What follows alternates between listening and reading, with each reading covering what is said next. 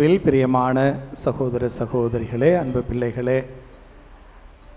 நம்முடைய பங்கின் பாதுகாவலராம் கிறிஸ்து அரசரின் ஆண்டு திருநாளை பங்கு திருநாளாக கொண்டாடுகிற நாம் அத்திருநாளின் முதல் நாளில் இயேசு கிறிஸ்துவின் அந்த திருவுருவம் தாங்கிய கொடியேற்றி நம்முடைய திருநாளை தொடங்கி இருக்கிறோம்.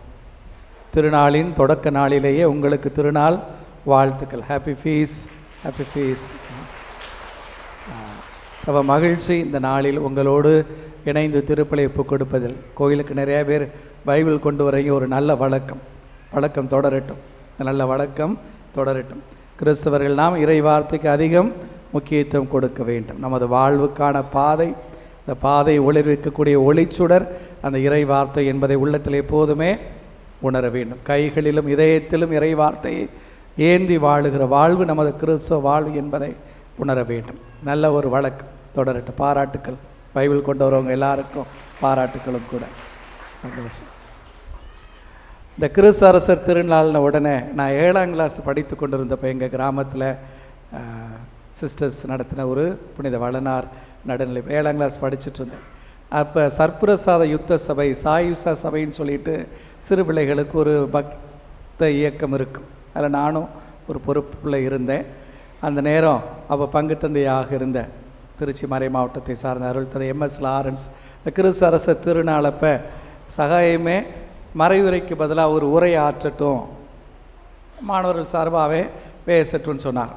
நமக்கு எழுத தெரியாத அப்பையில் அவ்வளோ அறிவெல்லாம் இருந்ததில்லை. எனக்கு 6ஆம் கிளாஸ் சொல்லி கொடுத்த ஜூலி டீச்சர் அவங்க வந்துட்டு ஒரு மறையுரை போல் ஒரு உரையை தயாரித்து கொடுத்தாங்க. இதை மனப்பாடம் பண்ணி சொல்லிடுன்னு சொன்னாங்க. அப்படி மனப்பாடம் பண்ணி சொன்னதோடைய முதல் 4 வாக்கியங்கள் இதுதான். இப்போ எங்கள் பீடத்தில் உட்காந்துருக்கப்போ தான் ஞாபகத்துக்கு வந்தது. வீடு காக்க தலைவன் உண்டு, நாடு காக்க தலைவன் உண்டு, இந்த உலக அனைத்தையும் காப்பதற்கு, உலக நாடுகள் அனைத்தையும் ஆள்வதற்கு அரசர் ஒருவர் இருக்கிறார் என்றால் அவர்தான் கிறிஸ்து அரசர் அப்படின்னு சொல்லிட்டு போகும். இது மட்டும் தான் ஞாபகத்துக்கு வந்துச்சு. அதுக்கு வேலை எழுதுனது, வாசித்தது, சொன்னதெல்லாம் ஞாபகத்துக்கு வரலை. அந்த கிறிஸ்து அரசரை நாம் இதயத்து அரசராக ஏற்றிருக்கிறோம், நமது இல்லத்து அரசராக ஏற்றிருக்கிறோம், நம் பங்கு இறை சமூகத்துக்கு அரசராக ஏற்றிருக்கிறோம். திரு அவை தனது தலைவராக அரசராக அவரை கொண்டாடுகிறது. உலக அனைத்துக்கும் அரசராம் கிறிஸ்து என்றுவே அந்த இயேசுவை நாம் வணங்கி மகிழுகிறோம். பிரியமானவர்களே, ஆக இந்த இயேசு கிறிஸ்துவை தலைவராக கொண்டிருக்கிறோம். ஆனால் அவர் காட்டக்கூடிய அந்த பண்பு என்ன? தந்தை அவர்கள் இன்றைய மறைவுரை சிந்தனையாக அது அதிகாரம் என்பதல்ல, ஆளுவது என்பதல்ல, மாறாக பணி செய்வது என்பதை ஆழமாக உணர நமக்கு அழைப்பு விடுக்கிறார். பழைய ஞாபகங்கள் தான் வந்தது இந்த தலைப்பை பார்த்த உடனேயே. பூந்தமல்லி குருத்துவ கல்லூரியில் 3ஆம் ஆண்டு இறையியல் படித்து கொண்டிருந்த போது அப்போது செங்குன்றம் என்கிற ரெட் ஹில்ஸ் என்கிற பங்குக்கு வார இறுதி பணிகளுக்காக போம். அங்கு புழல் என்கிற ஒரு கிளைப்பங்கு, அப்போது கிளைப்பங்கு, இப்போது அது பங்காகி இருக்கிறது. அந்த புழல் கிளைப்பங்கில் அப்போதைய சென்னை பேராயர் ஒரு உறுதி பூசல் நிகழ்வுக்காக வந்திருந்தார். பங்கு தந்தை என்னை பார்த்து சொன்னார், பிரதர் நீங்கள் அந்த இன்ட்ரோடக்ஷன்லாம் பார்த்துக்குங்க, திருப்பலிக்கு தேவையானலாம் பார்த்துக்குங்க. அப்போ திருப்பலியில் முன்னுரை சொன்னபோது நான் சொன்னேன், சென்னை மயிலை உயர் மறை மாவட்டத்தின் தலைமை பணியாளர் மேதகு பேராயர் என்ற பெயரை சொல்லி அவரை விழித்து அவரை அறிமுகப்படுத்தி அவரை மக்கள் சார்பாக வரவேற்றேன். அவருக்கு பிடிக்கலை போல் அப்படி நான் சொன்னது, தலைமை பணியாளர் சொல்லிவிட்டார் அப்படின்னு சொல்லிட்டு பூசை முடிஞ்சோடனே, பிரதர் உங்கள் பேர் என்ன அப்படின்னார். அடுத்த கேள்வி, எந்த மேட்ராசனம் அப்படின்னார். நான் 2க்கு பதில் சொன்னேன். அப்படின்ட்டு போயிட்டார். அப்புறம் என்னுடைய பிஷப்கிட்ட கம்ப்ளைண்ட் பண்ணாரா என்னெல்லாம் தெரியாது. அதுக்கு பிறகு யார் என்கிட்ட கேட்கவில்லை. ஆனால் ஒரு பேராயரை ஒரு தலைமை பணியாளர், மறை மாவட்டத்தின் ஒரு தலைமை பணியாளர் என்று அழைத்தது அவருக்கு பிடிக்கவில்லை என்பது மட்டும் அவரது முகத்தில் என்னால் காண முடிந்தது. அதற்கு பிறகு குருவாக திருநிலைப்படுத்தப்படுகிற தருணம் 1996ஆம் ஆண்டு கைலாசபுரம் என்கிற பங்கில் திருத்தொண்டராக பணியாற்றி கொண்டிருந்தேன். எளிமையாக இந்த நிகழ்வுகள் எல்லாம் நடக்க வேண்டும் என்று ஆசைப்பட்டோம். குருத்துவ அருள் பொழிவு நிலவோ, அதுக்கு அடுத்த நாள் சொல்லக்கூடிய முதல் நன்றி பலியோ, எங்களுடைய அழைப்பிதழும் கூட ரொம்ப எளிதாக இருக்குன்னு சொல்லி நானும் என்னுடைய நண்பர் விக்டர் இமானுவேல்னு ஒரு 2 பேரும் ஒரு சின்ன போஸ்ட் கார்டு சைஸில் கார்டு அடித்து தான் எல்லாருக்கும் அனுப்பினோம். அதில் தலைப்பு வந்துட்டு அருள் பணி ஏற்பு விழா அழைப்புதல். அருள் பணி ஏற்பு விழா அழைப்புதல் அப்படின்னு மட்டும் போட்டு எங்கள் வீட்டிலேருந்து அழைப்பது போல் அந்த கார்டு இருந்தது. இதை பார்த்த மதுரை உயர்மறை மாவட்டத்தை சார் எங்களுடைய நண்பர் ஜான் செல்வராஜன் ஒரு இப்போ அருள் பணியாளர், அவர் இந்த கார்டு நல்லா இருக்குது, வார்த்தைகளும் நல்லா இருக்குது, உங்கள் பேருக்கு பதிலாக என் பேரை போட்டு எனக்கு அது போல் அடித்து கொடுங்க அப்படின்னு சொல்லி சொன்னார். அவருக்கு அடித்து கொடுத்தோம். திருச்சி எங்கள் செலவுலேயே அடித்து அவர் கொண்டு போய் மதுரை மறை மாவட்ட பேராயர்கிட்ட கொண்டு போய் அந்த கார்டை அழைப்புதலை கொடுத்த உடனே பார்த்த உடனே அருள் பணி ஏற்பு விழா அழைப்புதல்ங்கிறது அவருக்கு பிடிக்கலை. இவர் பெரிய கலெக்டரு, பணி ஏற்பு விழா குருத்துவ பட்டமளிப்பு விழான்னு போட்டுட்டு வா அப்படின்னு சொன்னார். அப்போ அவர் சொல்லியிருக்கிறாரு, ஆண்டவரே அழைப்புதெல்லாம் அடிச்சிட்டோம், உங்களுக்கு முதல் அழைப்பு எல்லாம் இன்றைக்கி போஸ்டில் போயிருக்கு, அதெல்லாம் எனக்கு தெரியாது, இந்த அழைப்புதலை நான் ஏற்க மாட்டேன், குருத்துவ பட்டம் அழைப்பு விழா அப்படின்னு சொல்லிட்டு ஒரு அருள் பணி ஏற்றுக்கொண்டோம். தொடக்கத்திலேயே பணி என்று பணியாளர் பணி புள்ளி சகாயராஜ் என்று எழுத தொடங்கினேன். இப்போ பங்குசாமியாருக்கு கொஞ்சம் வருத்தமாக இருந்தது, அது என்னது பணியாளர், என்ன பணியாளர், நகராட்சி பணியாளரா, மாநகராட்சி பணியாளரா, துப்புரவு பணியாளரா, பணியாளர்னு போடுறீங்களே அப்படின்னு. தந்தைன்னு போடுங்க ஃபாதர், 26 27 வயசு கூட ஆகலை, தந்தைன்னு போடுறது ஒரு போல இருக்கிறது, அதனால தான் பணியாளர். அதெல்லாம் முடியாது, குறைஞ்சபட்சம் அருள் பணினாவது போடுங்க, வேறு பணியிலேருந்து விடுபட்டு வேறுபட்டு நிற்கட்டும், அருள் பணியாவது போட்டு எழுதுங்கன்னு சொல்லி அன்று முதல் இந்த ஆயர் பணி ஏற்பு நிகழ்வு வரை அப்படித்தான் அருள் பணி என்கிற வார்த்தையை தாண்டி அருள் தந்தை என்கிற நிலையை என்னுடைய லெட்டர் ஹெட்லேயோ அறைக்கு முன்னால் இருக்கிற பெயர் பலகையிலோ அல்லது அழைப்பிதழ்களிலோ எதுலேயுமே அருள் பணி என்றே குருத்துவத்தை ஒரு பணி என்றே எப்போதுமே பார்க்கிற ஒரு நிலை இருந்தது. ஆயர் என்று வருகிற போது அதை ஆயர் பதவி என்று பார்க்கலாம், ஆயர் பணி என்றும் பார்க்கலாம். நான் அதை ஆயர் பணி என்றே பார்க்க ஆசைப்படுகிறேன். அது பணி செய்வதற்கான ஒரு அழைப்பு, ஒரு கூடுதல் பணி, பொறுப்பு என்று எடுத்துக்கொள்வீர்களானால் கூடுதல் பொறுப்பு, கூடுதல் கடமை என்று பார்க்கிற போது தந்தை அவர்கள் இன்றைய மறைவுரை சிந்தனையாக சொல்ல வந்ததின் பொருள் எனக்கு புரிகிறது. அதிகாரம் என்பது பிறர் மீது கொடுக்கப்பட்டிருக்கிற பொறுப்பு என்பது அடக்கி ஆள்வதற்காக அல்ல, அது அடிப்படையில் மக்களை வழி நடத்துவதற்கு, பிறருக்கு பணி செய்வதற்கு, தொண்டு செய்வதற்கு என்பதை உணர்த்துவதாக நான் பார்க்கிறேன். நமது அன்றாட வாழ்வை பார்க்கலாம். நமக்கெல்லாம் ஒரு சிறு வாய்ப்பு என்றாலும் கூட அடுத்தவர்கள் மீது அதிகாரம் செலுத்த தான் நாம் விரும்புவோம். சின்ன பிள்ளைகளெல்லாம் பார்த்துருக்கோம், எனக்கு அந்த அனுபவமெல்லாம் இருக்கிறது. டீச்சர் வந்துட்டு இந்த பள்ளிக்கூடம் கொஞ்சம் நேரம் அந்த கிளாஸை பார்த்துக்கோ, ஹெச்எம் கூப்பிட்றாங்க, நான் போயிட்டு வந்துடுறேன் அப்படின்னு சொல்லிட்டு போனான். அந்த டீச்சர் பயன்படுத்தி அதே குச்சி எடுத்துக்கிட்டு எல்லாரையும் போல் அதே வகுப்பு படிக்கிற ஆள் தான் நாம் என்றாலும் கூட அதே குச்சி பேசாத, உட்காரு, அமைதியார், டீச்சர்கிட்ட சொல்லிடுவேன், ஹெச்எம் சிஸ்டர்கிட்ட சொல்லுவேன் என்று சொல்லக்கூடியவன். ஒரு சிறு வாய்ப்பு என்றாலும் கூட அடுத்தவரை மீது அதிகாரம் செலுத்துவது என்பது நமது இயல்பான மானுட இயல்பு என்றே பார்க்கிறேன். குறிப்பாக இந்தியா தமிழகத்தில் வாழக்கூடிய நமக்கு இயல்பாகவே நமக்கு மேலே சிலர் இருக்கிறார்கள், நமக்கு கீழே சிலர் இருக்கிறார்கள் என்கிற ஒரு மனநிலை என்பது நமது வாழ்க்கை முறையாகவே மாறிப்போன அந்த ஒரு நிலையில் வாய்ப்பு கிடைத்தால் அடக்கி ஆளக்கூடிய ஒரு நிலை.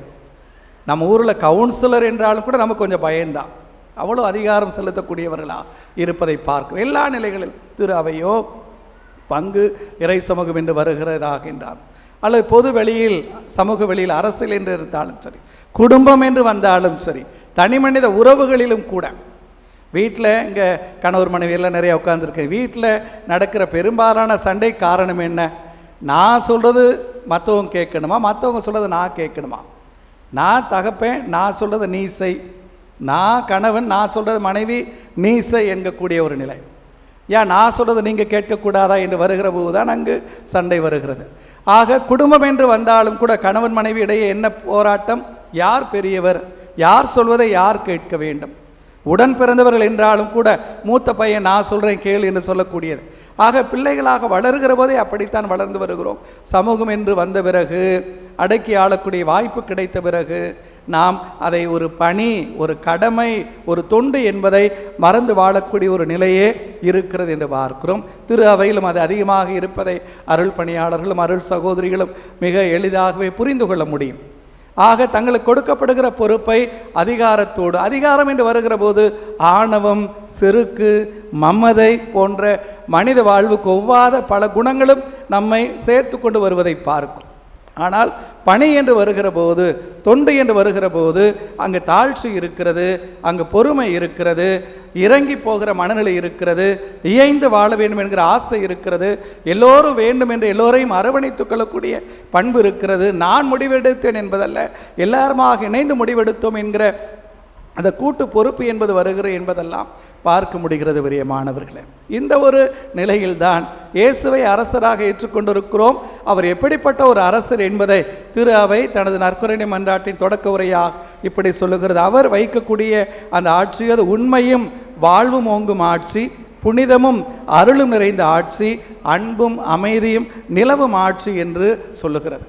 ஆக இயேசு முன்வைக்கக்கூடிய அந்த பொறுப்பு என்பது, அதிகாரம் என்பதெல்லாம் அடுத்தவர் மீது கொண்டு அக்கறையாக இருக்கிறது, அடுத்தவர் மீதான அன்பாக இருக்கிறது, அடுத்தவருக்காக உழைப்பது, பணிபுரிவது என்பதாக இருக்கிறது என்றே பார்க்கும். இயேசுவும் கூட ஒரு முன்மாதிரியாகவே நமக்கு விட்டு போனார் என்பதை பார்க்கிறோம்.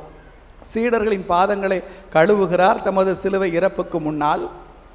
அந்த பாதங்களை கழுவிய பிறகு இயேசு சீடர்களை பார்த்து சொல்லுவார், நீங்கள் என்னை ஆண்டவர் என்று சொல்லுகிறீர்கள், ஆம் நான் ஆண்டவர் தான். நீங்கள் என்னை போதகர் என்று சொல்லுகிறீர்கள், ஆம் நான் போதகர் தான். ஆக ஆண்டவரும் போதகருமாகிய நான் உங்கள் பாதங்களை கழுவினேன் என்றால் நீங்களும் ஒருவர் மற்றவருடைய பாதங்களை கழுவ கடமைப்பட்டு இருக்கிறீர்கள் என்று சொல்லுவார். கடமை அது, முடிந்தால் செய்து கொள்ளுங்கள் என்கிற ஒரு அழைப்பு அல்ல. It's not an exhortation but a mandate என்று சொல்லுவார். ஆக அடுத்தவர் மற்றவரது காதங்களை கழுவக்கூடிய அளவுக்கு தாழ்ச்சி மிகுந்த பணியை செய்யக்கூடிய அந்த ஒரு மனநிலை இயேசுவிடம் என்னாலுமே விளங்கியது என்று பார்க்கிறோம். ஆகவே தான் அவர் சிம்மாசனம் கூட அந்த சிலுவையாகவே இருக்கிறது. கிறிஸ்தரசரின் சிம்மாசனம் நமது பீடத்தில் வீற்றிருப்பது போல அந்த சிலுவையாகவே இருக்கிறது. ஆக அது அதிகாரத்தின் ஆணவத்தின் அடையாளம் அல்ல, பிறருக்கு பணி செய்யக்கூடிய அந்த ஒரு அடையாளமாகவே இருக்கிறது என்பதை உணர நாம் அழைக்கப்படுகிறோம். ஒரு 3 இறைவார்த்தை பகுதிகளை மட்டும் இந்த நாளில் சிந்திக்க உங்களை அன்போடு அழைக்கிறேன். மத்தேயு நற்செய்தி 20ஆம் அதிகாரம் 27வது இறைவார்த்தை. பைபிள் வச்சிருக்கிறோங்க, எடுங்க. மத்தேயு நற்செய்தி 20ஆம் அதிகாரம் 27, 28 இறைவார்த்தைகள். உங்களில் முதன்மையானவராக இருக்க விரும்புகிறவர் உங்களுக்கு பணியாளராக இருக்கட்டும். இவ்வாறே மானிட மகனும் தொண்டு ஏற்பதற்கல்ல, தொண்டு ஆற்றுவதற்கும் பலருடைய மீட்புக்கு ஈடாக தம் உயிரை கொடுப்பதற்கும் வந்தார் என்று கூறினார். ஆக யாரெல்லாம் முதன்மையானவர்களாக, தலைவர்களாக, ஆட்சியாளர்களாக, அதிகாரம் கொண்டவர்களாக இருக்க வேண்டும் என்று விரும்புகிறீர்களோ அவர்கள் எல்லாருக்கும் பணியாளராக இருக்கட்டும், எல்லாருக்கும் அவர்கள் தொண்டர்களாக இருக்கட்டும் என்று சொல்லி தம்மையும் அதில் இணைத்து கொண்டு சொல்லுகிறார், ஒருபோதும் நான் பணிவிடை பெற வேண்டும் என்று வரவில்லை, பணிவிடை புரிய வந்திருக்கிறேன். 4 பேர் என்னை சுற்றி எனக்கு ஊழியம் செய்ய வேண்டும் என்பதல்ல, பிறருக்கு ஊழியம் செய்ய நான் வந்திருக்கிறேன் என்றே தன்னை அடையாளப்படுத்திக் கொள்வதை பார்க்கிறோம். அதே போல இன்னொரு அருமையான இறைவார்த்தை பகுதி லூக்கா நற்செய்தி 22ஆம் அதிகாரம் 27வது இறைவார்த்தை. லூக்கா நற்செய்தி 22ஆம் அதிகாரம் 27வது இறைவார்த்தை. பைபிள் கொண்டு வராதவங்க வீட்டில் போய் படிச்சு பாருங்க. போதும். இயேசு ஒரு நல்ல நமக்கெல்லாம் ஒரு பரிச்சயமான ஒரு உதாரணத்தை கொடுக்கிறார். வீட்டில் கல்யாணம் பந்தி நடக்கிறது, அந்த பந்தியில் உட்கார்ந்து சாப்பிட்ற ஒரு பெரியவரா, பந்தியில் பரிமாறக்கூடிய சாம்பார் பரிமாறக்கூடிய அந்த பணியாளர் பெரியவரா? நம்ம பார்வையில் யார் பெரியவர்? பந்தியில் உட்கார்ந்துருக்கிறவர் தான். நம்ம பார்வையில், உலகத்து பார்வையில் பந்தியில் உட்கார்றவங்களாம் விவிஐபி இருப்பாங்க, விஐபி இருப்பாங்க, முதன்மையான ஆட்கள் இருப்பாங்க, ஊரில் பெரியவங்க இருப்பாங்க, பங்குசாமியார் இருப்பார், சிஸ்டருங்க இருப்பாங்க, பத்திரிக்கை கொடுத்து பணம் பாக்கு வச்சு அழைத்த பெரிய மனிதர்கள் எல்லாம் இருப்பாங்க. அவங்க விஐபி. ஏசுனார் சொல்கிறாரு, யார் பெரியவர்? பந்தியில் அமர்ந்திருப்பவர் அல்லவா, ஆனால் உங்கள் நடுவே நான் பணிவிடை புரிபவனாக இருக்கிறேன். I am not the guest but I ஆம் த ஹோஸ்ட்.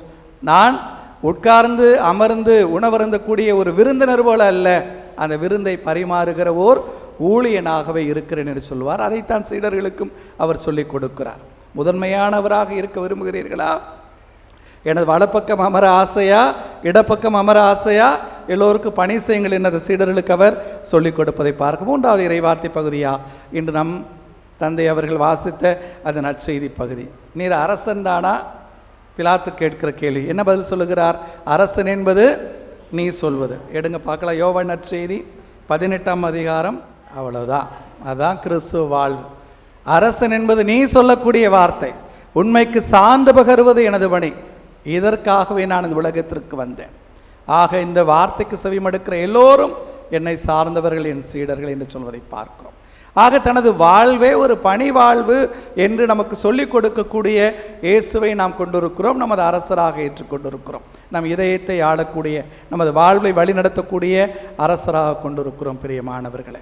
ஆக நான் எனது என்று வாழக்கூடிய சுயநல வாழ்வு, நான் மட்டும் என்கிற அந்த ஆணவம், அந்த திமிர், நான் சொல்வதுதான் நடக்க வேண்டும் என்று நினைத்து பேசக்கூடிய அந்த அதிகாரம் அத்தனையும் இறங்கி போய் இல்லாமற் போய் பணியாளர்களாய் தொண்டர்களாய் வாழக்கூடிய ஒரு நிலை நமக்கு வேண்டும் பிரியமானவர்கள். குடும்பத்தில் தாய் தந்தை யார் என்று கேட்டால் நான் இப்படித்தான் சொல்லுவேன். ஒரு தந்தை தன் மனைவிக்கும் பிள்ளைகளுக்குமான ஒரு பணியாளர். பணியாளர்னு ரொம்ப பொலைட்டாக சொல்கிறேன். தனது மனைவிக்கும் தன் பிள்ளைகளுக்குமான ஒரு வேலைக்காரர். அதே போல் ஒரு தாய் யார்? தனது கணவனுக்கும் பிள்ளைகளுக்குமான ஒரு பணியாளர். பெற்றோர் யார்? பிள்ளைகளுக்கான பணியாளர். பிள்ளைகள் யார்? பெற்றோருக்கான பணியாளர்கள். மூத்தண்ணை யார்? தனது இளவல்களுக்கான பணியாளர். இளையவர் யார்? மூத்தவர்களுக்கான பணியாளர். இப்படி யோசித்து பாருங்களேன். ஒருவர் மற்றவருக்கு பணி செய்து வாழக்கூடிய ஒரு வாழ்வில் ஏற்ற இறக்கம் இருக்குமா? பெரியவர் சிறியவர் என்று இருக்குமா? அதிகாரம் கொண்டவர்கள் அதிகாரத்துக்கு கட்டுப்பட்டவர்கள் இருக்குமா? எதுவும் இருக்காது. அப்படிப்பட்ட ஒரு மானுட வாழ்வு நமக்கு வேண்டும் பிரியமான. விவிலியம் கூட தொடக்க நூலில் சொல்லுகிறது, இந்த உலக அனைத்தையும் ஆள்வதற்காக கடவுள் மனிதரை படைத்தார். அந்த வார்த்தையை வாசிக்கிற போதெல்லாம் அது தவறு என்றாலும் கூட மாற்றியே நான் வாசித்திருக்கிறேன். இந்த உலகத்தின் மீது, படைப்பின் மீது பொறுப்புள்ளவர்களாய் நம்மை படைத்திருக்கிறார். அதை பராமரிக்கக்கூடிய பொறுப்பை அது ஆளுகிறது என்று திரு அவை அல்லது இறைவார்த்தை சொல்லுகிறது என்று நினைப்பேன். ஆக எல்லா நிலைகளிலும் ஆணவம் அற்றவர்களாய், அகந்தை இல்லாதவர்களாய், செருக்கும் மமதையும் இல்லாதவர்களாய், பணி செய்யக்கூடிய மனநிலையோடு, எல்லா நிலைகளிலும் தாழ்ச்சி மிகுந்த மனநிலையோடு பணி செய்யக்கூடிய ஒரு வாழ்வு கிறிஸ்து நமக்கு விடுக்கக்கூடிய ஒரு அழைப்பு. மீகா இறைவாக்கினர் தன் காலத்து மக்களுக்கே கடவுளது விருப்பம், கடவுள் எதிர்பார்க்கக்கூடிய மனித வாழ்வு எத்தகையது என்பதற்கு 3 இலக்கணங்களை வகுத்திருக்கிறார். மீகா இறைவாக்கு நூல் 6ஆம் அதிகாரம் 8வது இறைவார்த்தையில் வாசிக்கிறோம். அவர் சொல்லுவார், நேர்மையை கடைபிடி, இரக்கம் கொள்வதில் நாட்டம் கொள், உன் கடவுளுக்கு முன்னால் தாழ்ச்சியோடு நட. நேர்மையை கடைபிடி, இரக்கம் காட்டுவதில் விருப்பம் கொள், ஆசைப்படு, உன் கடவுளுக்கு முன்னால் தாழ்ச்சியோடு நட. இதான் பிரியமானவர்களே இன்று கிறிஸ்து அரசு நமக்கு சொல்லிக் கொடுக்கக்கூடிய வாழ்க்கை முறை. குடும்ப வாழ்வு என்றாலும், சமூக பொதுவெளி என்றாலும், அரசியல் என்றாலும், திறவை என்றாலும், எல்லா நிலைகளிலும் ஒருவர் மற்றவருக்கு பணி செய்து தாழ்ச்சியோடு வாழ்வது நமது கடமை என்பதை உணர்கிற போது, அதிகாரம் பொறுப்பு என்பது அது பணி செய்வதற்கான ஒரு அழைப்பு, ஒரு கூடுதல் கடமை என்பதை நாம் உணர முடியும். ஒரு பங்கு தந்தை தன்னை பொறுத்தவரை தனது மக்களுக்கான ஒரு பணியாளரே, எல்லா நிலைகளிலும் பணி செய்வதற்கான ஒரு அழைப்பு. துறவர அழைப்பு என்பதும் கூட தங்கள் மக்களுக்காக பணி செய்வதற்கு கடவுள் கொடுத்திருக்கிற ஒரு அழைப்பு, ஒரு கடமை என்பதை உணர்ந்து வாழுகிற போது இந்த வையம் சிறக்கும், திரு அவை சிறக்கும், நமது மானுட வாழ்வும் சிறந்து வளம் பெறும். இறைவன் நம்மை மிகுதியாக ஆசீர்வதிக்கட்டும். ஆமென்.